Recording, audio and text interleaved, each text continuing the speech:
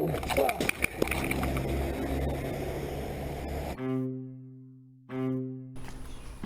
when are they starting?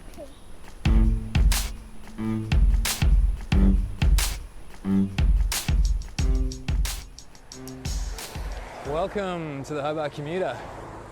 So around this time last year, I read this wonderful book called Reach for the Sky, which was a biography of Douglas Bader. Now, Douglas Bader was a gifted athlete who, after school in the 1930s, joined the RAF. And during practice, he was doing some low flying acrobatics, which you weren't supposed to do because it was very dangerous.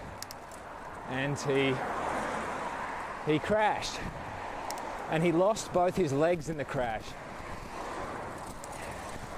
And the book basically documents this accident and his subsequent rehabilitation as a double amputee, and then his reinstatement into the Air Force after World War II broke out. And he flew Spitfires and Hurricanes, and by all accounts he had quite an impact on the RAF's prevailing over the Luftwaffe. Now, why am I telling you this? Because the story, as expertly told by Paul Brickhill, who is a wonderful writer, responsible for the Dam Busters and also for The Great Escape. Brickhill writes with great skill about some of the aerial tactics that they used during these battles that Bader was involved in. And chief among them, particularly when the battle was about to start, was to get the jump on the enemy aircraft. And that was done primarily by coming out of the sun, so that the glare was in the enemy's eyes and they'd see you very, very late. Now, if you'll permit me a kind of perverse logic here, you'll see that in the opening footage there, prior to the intro credits, I was able to expertly execute that maneuver. I put myself directly in the glare of the sun, whereupon the enemy came down, did not see me, and struck me. Victory. Okay, so that's a little facetious, but I thought I'd use this opportunity, or this minor accident or crash that I had, to talk about how prevalent is the rear end collision in relation to other cycling accidents that happen.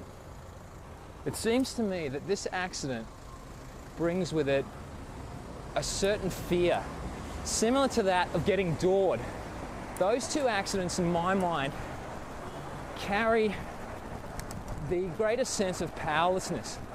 Like, how do you stop getting rear-ended, and how do you stop getting doored? Doored is a great fear of mine. But is it really something to fear? Exactly how much does it happen?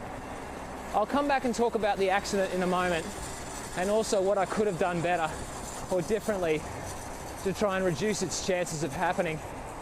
But I want to look at some crash statistics first. And there's two sources that I wanted to have a look at. One is an open data source from the ACT, Australian Capital Territory. Wonderful resource. Looking at public and police reporting of bicycle crashes from 2012 onwards. So you can extract the data and do what you want with it. The other thing I looked at was a report from the Department of Transport, so the Australian government, and looking at, it's got a crash type statistics from 2008 until 2013. So I'll throw the ACT data up first there, and what you can see, it's just a basic pie chart. You can see that rear end collisions accounted for 4% of the crash statistics. Not particularly high. I'll go next to the next chart, which is the Department of Transport. Now, this is a table, rather. And you can see there, I've just highlighted the light vehicles. Buses tend to be quite overrepresented in the rear end crashes. but the light vehicles are by far and away the significant stat in that table. And what you can see there is, I think it's 5% were rear end collisions, and just below that, on 5 or 4% roughly, is getting doored. So those two types that I fear the most, I feel like are most powerless, actually constitute a very, very low down on the crash statistics. Okay, so why you're much more likely in an accident to get a left hook or a right cross or even a T-bone, it's still worth minimising your chances of the, let's say, the least prevalent accidents. So I want to get to what I could have done there to try and reduce my chances of getting a rear end. Okay, so there's 3 things I could have done. The first is you can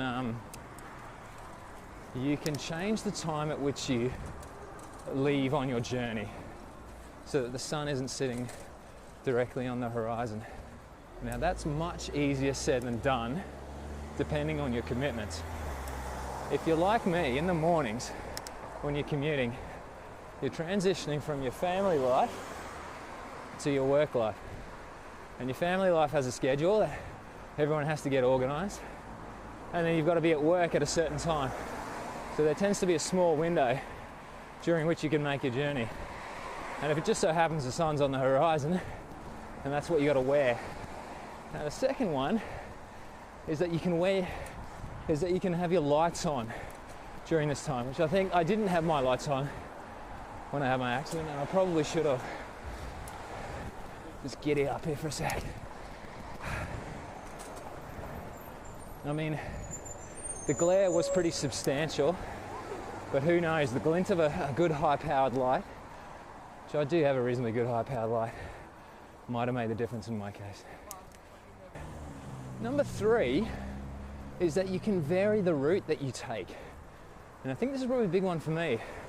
The route that I was taking on that morning that I got hit was the most direct route to where I wanted to be going. But I should be able to actually chart a better route so that I'm not riding either directly into the sun or the sun's behind me. Incidentally, I was quite aware of the danger when the sun is behind me. I'm often thinking, well, people are going to be turning across me, more than likely aren't going to be able to see me, but I completely forgot about the threat when the sun's in front of me. The other thing too is, I was lucky. I was lucky because I was sitting on the bike primarily, and the bike just went straight out from under me. Often I like to stand on the bike and straddle the bars, which means the seat is positioned like someone pointing a gun at my tailbone. And I suspect had it struck me like that, I would have been much worse off. And in fact, I don't want anything going at high speed at my important tube of wires back there. In any case, thanks for watching, and I'll see you next time.